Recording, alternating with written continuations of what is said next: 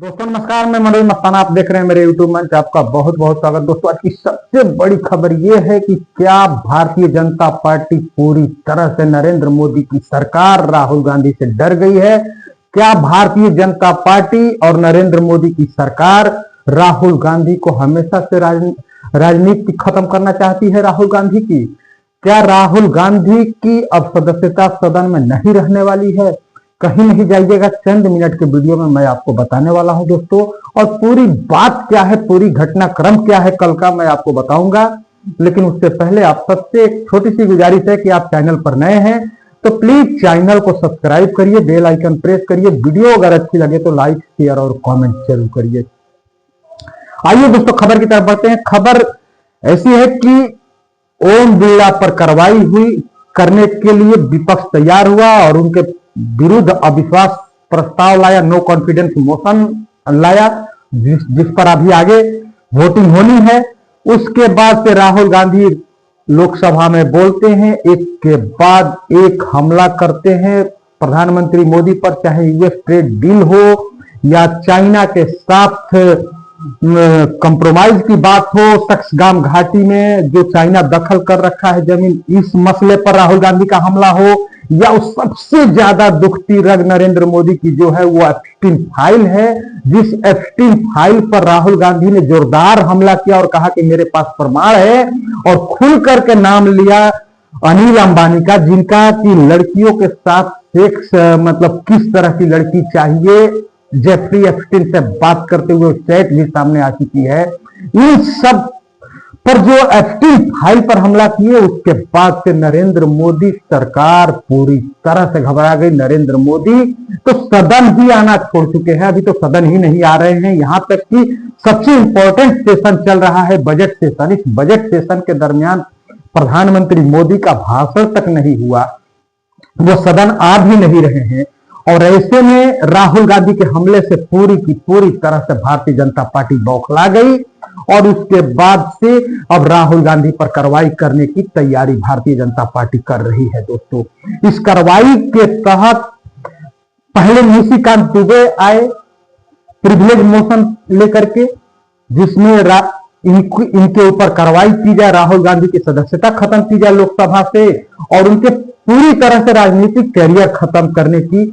निशिकांत दुबे जो कि बेहद करीबी प्रधानमंत्री मोदी के हैं और इनाम भी मिलता है इनके चापलूसी की, इनकी भक्ति की, वो निशिकांत दुबे आए। उसके बाद किरण रिजिजू भी इस पर बोले और पूरी भारतीय जनता पार्टी राहुल गांधी पर कार्रवाई करने के मूड में दिख रही है। तो अब दोस्तों सवाल ये उठता है कि क्या राहुल गांधी पर भारतीय जनता पार्टी कार्रवाई कर पाएगी कि नहीं कर पाएगी? मैं आगे कुछ मिनटों में बताऊंगा। लेकिन ये जो भारतीय जनता पार्टी कार्रवाई करने की बात करती है, तो इस पर राहुल गांधी ने कल एक स्टेटमेंट दिया और राहुल गांधी ने कहा है कि जो करना है कर लो, मैं देश के किसानों के साथ, देश के लोगों के साथ गड़बड़ नहीं होने दूंगा।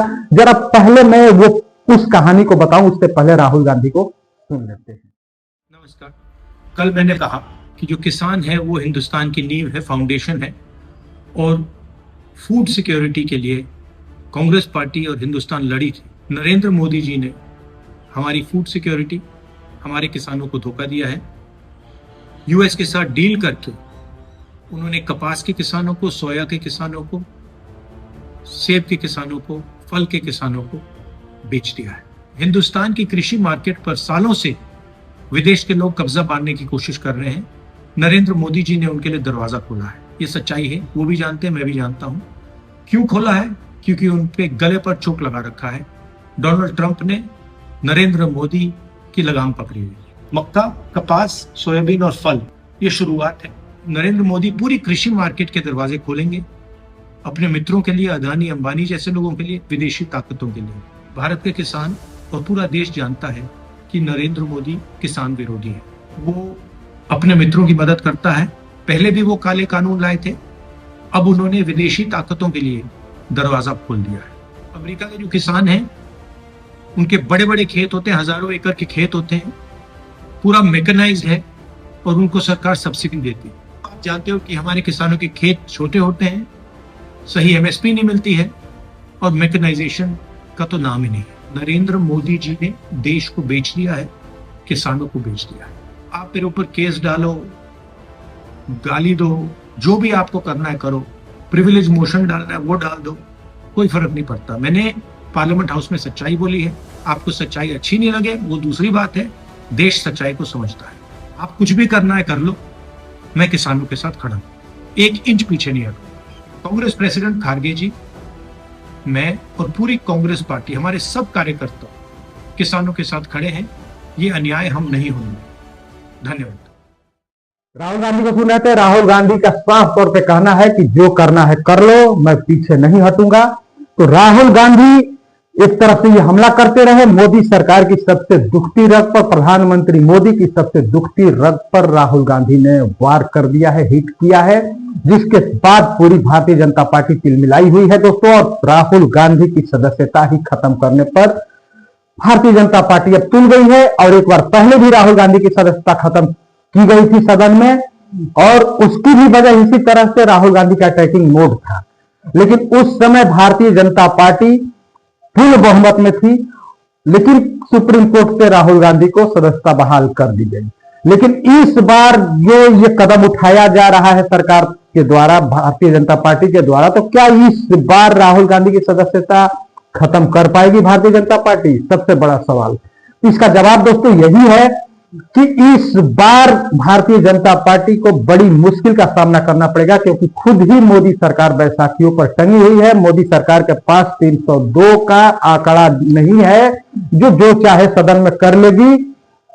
और विपक्षी जो उनके सहयोगी पार्टी है, इस बात की गारंटी नहीं है कि ये उनको सहयोग करेंगे, क्योंकि इसके आसार बहुत कम दिख रहे हैं। उसकी वजह यह है कि आज राहुल गांधी नेता प्रतिपक्ष हैं, वो आवाज उठा रहे हैं, तो उनकी आवाज को दबाने के लिए उनके ऊपर उनकी सदस्यता खत्म की जा रही है कि सरकार एक तरह से डिक्टेटरशिप वाला फैसला चला रही है। तो जो सवाल उठा रहा है, सवाल पूछ रहा है, तो सरकार को जवाब देने के बजाय कार्रवाई पूछने वाले पर करने की तैयारी की जा रही है।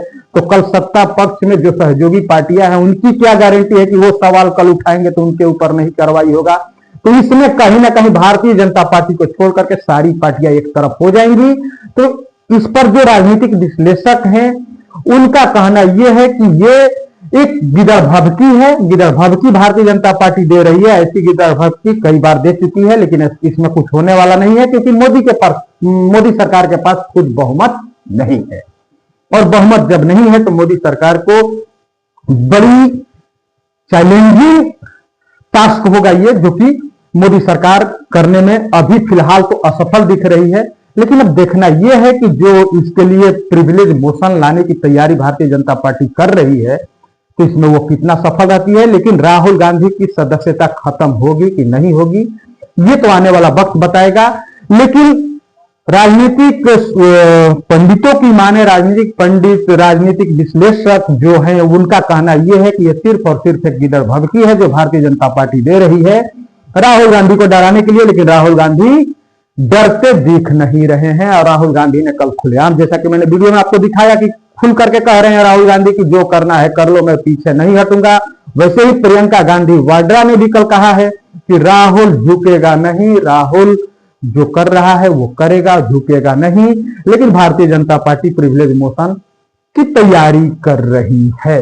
ये सबसे बड़ी खबर निकल करके आ रही है। तो सबसे बड़ा सवाल अब जाते जाते आप पर छोड़ता हूं कि क्या राहुल गांधी की सदस्यता खत्म कर पाएगी? क्या राहुल गांधी का राजनीतिक कैरियर चौपट कर पाएगी भारतीय जनता पार्टी? क्या भारतीय जनता पार्टी के पास वो आंकड़ा है कि ये काम कर सकती है?